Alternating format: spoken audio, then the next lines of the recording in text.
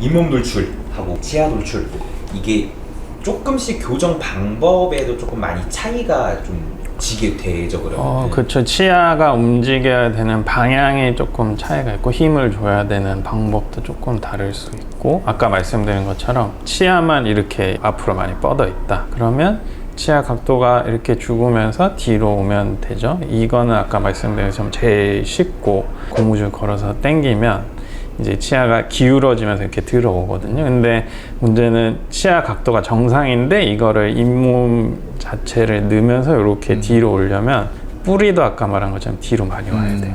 이거는 치아 뿌리가 뼈에 박혔기 때문에 머리만 뒤로 오는 것보다 훨씬 많은 힘을 줘야 되고, 방법도 이제 와이어를 조절한다든지 아니면 뭐 힘 주는 포인트를 좀 더 높이 해서 뿌리 쪽으로 힘을 준다든지 이런 방법들을 써서 최대한 이제 머리가 안 쓰러지면서 뿌리까지 따라올 수 있게 이렇게 이제 교정을 해줘야 되죠.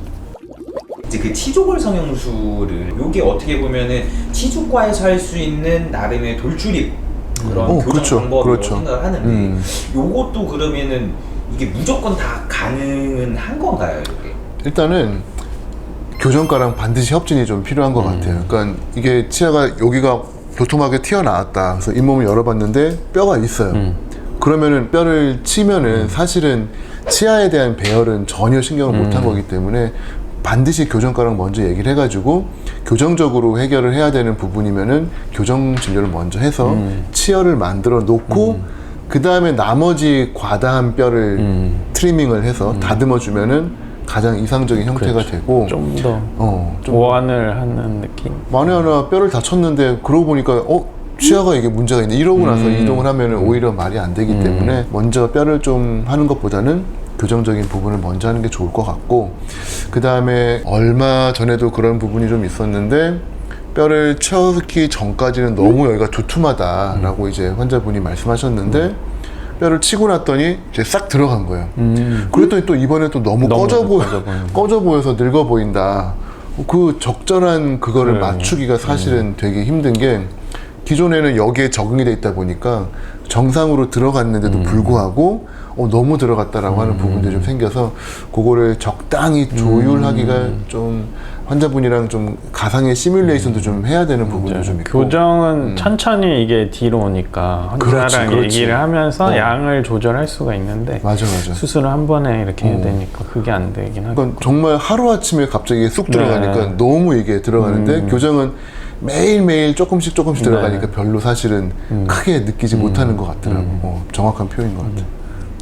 그래서 치주과에서 할 수 있는 골 성형은 현재로서는 잇몸을 열고 뼈를 이상적인 형태로 다듬어주는 부분과 그 다음에 거꾸로 뼈가 너무 꺼져 보인다.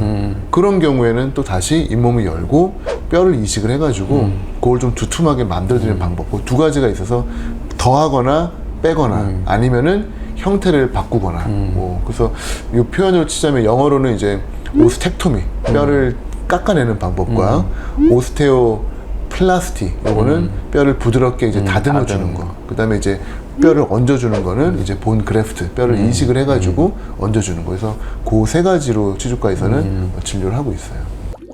돌출이신 분들은 좀 거미 스마일일 확률이 높다. 그쵸. 네. 이제 뭐 치아만 이렇게 나와 있는 분들도 뭐 많지만, 말한 것처럼 이제 위턱 뼈 자체의 성장이 과다하게 앞으로 아래로 돼 있는 분들이 많이 계시거든요. 그런 분들은 이제 잇몸 돌출이라고 하는, 이제 잇몸이 나와 보이고 좀 웃을 때 많이 보이고 그런 분들이 많이 계시죠. 요것도 조금 이어서 좀 질문을 드리면은, 돌출입이나 거미 스마일 치료에 이게 기본이 좀 효과가 있을까요?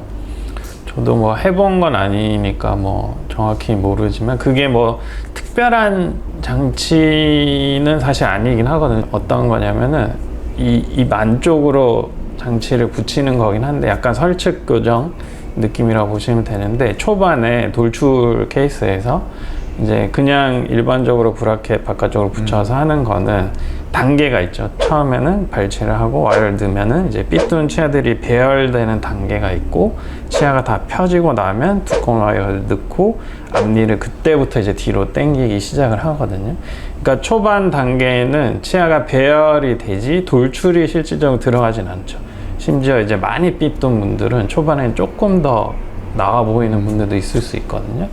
그런데 킬본이라는 장치는 처음부터 이제 교정 장치를 붙이는 게 아니고 그 킬본이라는 장치를 치아에 일단 붙여요. 그 다음에 고무줄을 걸어서 이 앞니 6개를 한 덩이로 그냥 묶어서 장치 없이 와이어 없이 그냥 뒤로 당기는 거라고 생각하시면 되거든요. 그러니까 이제 처음부터 즉각적으로 환자분은 이제 돌출이 해소가 되니까 그거를 이제 뭐 치료가 빠르다 이런 식으로 이제 마케팅을 하는 거죠. 근데 생각을 해보면 처음에 땡기나 나중에 땡기나 어차피 킬본 장치도 그걸로 끝나는 게 아니에요.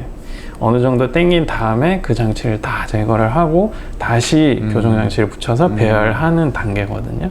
그러니까 어떻게 보면 선수술 교정, 양악수술 그런 느낌이기 때문에 이게 기간이 제 생각에는 뭐 더 걸리면 더 걸리지 더 짧아질 것 같지는 않거든요. 아까도 말한 것처럼 이제 즉각적으로 돌출이 해소가 되니까 환자분들이 뭐 당연히 그거를 좋아하는 분들도 있겠죠. 근데 뭐 검색해보면 아시겠지만 되게 불편하게 생겼어요. 그거를 그렇게까지 해서 할 가치가 있냐 그거를 생각해보면 굳이 그런 장치를 안 쓰더라도 아까 말한 것처럼 뭐 힘 주는 포인트를 다르게 한다든지 뭐 충분히 할 수 있거든요. 다른 일반적인 교정 장치로도.